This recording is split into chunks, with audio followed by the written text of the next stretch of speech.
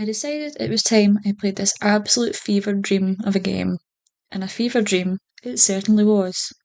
This image alone haunts my dreams at night.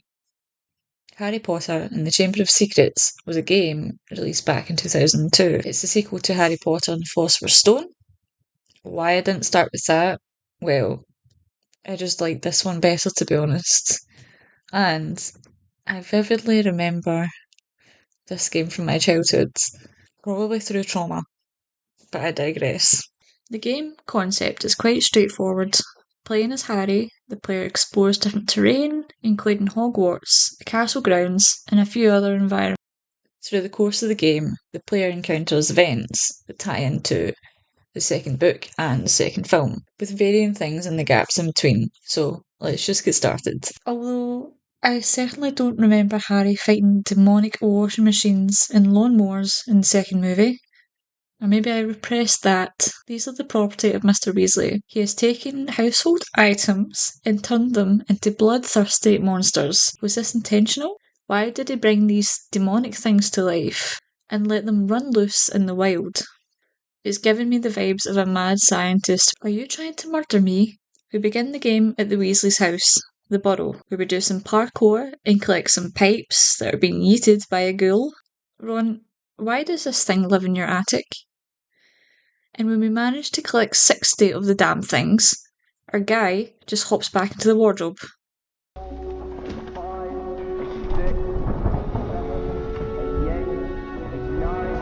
There is no passive lock-on feature once you kill an enemy. It's singly assigned, therefore, once you have defeated the enemy you're focused on, you must then manually select to lock on to another enemy, which is quite annoying. We spend some time learning controls at the Weasley's crib and do some exploring, and we finish off with flinging gnomes. Flinging gnomes. And I think these guys enjoy being flung and whacked into things. They have the creepiest little giggle once they recover from the impact. Try not to scratch the paintwork or my dad will kill me. How did I even end up driving anyway? This isn't even my family's car. Scratch the paintwork. Aye, no bother, pal. Why don't you drive instead? And honestly, I wish Ron had driven instead. The controls were super clunky, almost as if I was driving a bloody train. Sometimes it wouldn't register if I would hit a speed symbol, which was supposed to grant an extra boost, because if you slowed down, the train we are trying to escape rams up behind you and causes cardiac arrest. Try and land the car in the castle grounds. There's something wrong with the car. I don't have control. Well then, I absolutely love how Ron is currently being pulverised to death by this giant tree, and we're just skipping about to our heart's content. There's not a care in the world we are being faced with right now. Why do you have a chimp hand? Oh god, the horror. So we're finally back safe in the castle. We're making our way to the Gryffindor common room to settle in for the night. We turn the corner and... I'm sorry, am I interrupting something here? Dobby? Actually, I don't want to know. Wow! Harry Potter! It's really you! I'm Colin Creevy. I'm in Gryffindor too. Would it be alright if I took your picture? Yes, you may. For £500. Fancy a snack? The ability to heal in this game is done so by eating chocolate frogs, which I'm pretty sure is a feature in the following games after this one. I don't know why, but I can't stand the fact the devs inserted this. After you eat one and regain health. Where are your manners, Harrington? We go along collecting beans throughout the game. In exchange for 50 smelly, dusty beans, we can get a wizard card from the Weasley twins. I've always enjoyed this collectible component of the games. Gives us a little bit of lore as well, which is nice. We get to see what witches and wizards have contributed to this whole world. I'm exploring the castle, which is cool. We have the option to explore different environments, like the dungeons, the library, the classrooms. However, there's no map feature, so you just have to hope for the best that you're heading in the direction you want to be going. Sometimes I'd get confused when I'd be looking for a particular class, especially Defence Against the Dark Arts, and it would take me ages to find my bearings again once I was lost. Isn't it absolutely insane how much gaming has developed in such a short time span?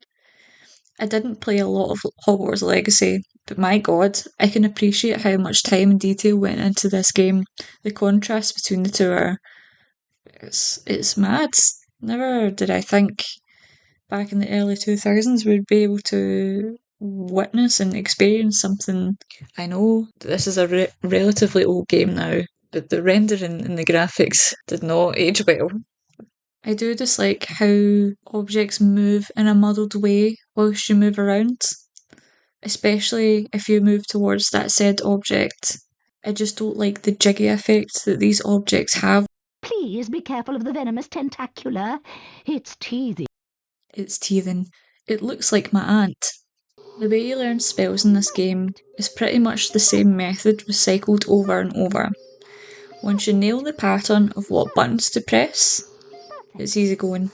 Say something else! Perfect. Perfect. Look at this ugly onion baby. Look at it. Once we learn a new spell, we are then able to put it into practice within a lesson. This herbology class was pretty rough.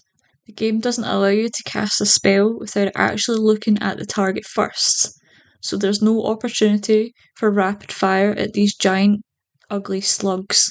I also realised there's a cooldown timer after each spell is fired, and I had to manually lock onto each target that I wanted to hit. So, with these two elements, a lot of these onion babies did get eaten alive in the process. Surprisingly, the broomstick controls via Quidditch practice were actually pretty good. They felt sharp and light, almost airy, which made a huge difference in comparison to driving a flying tank.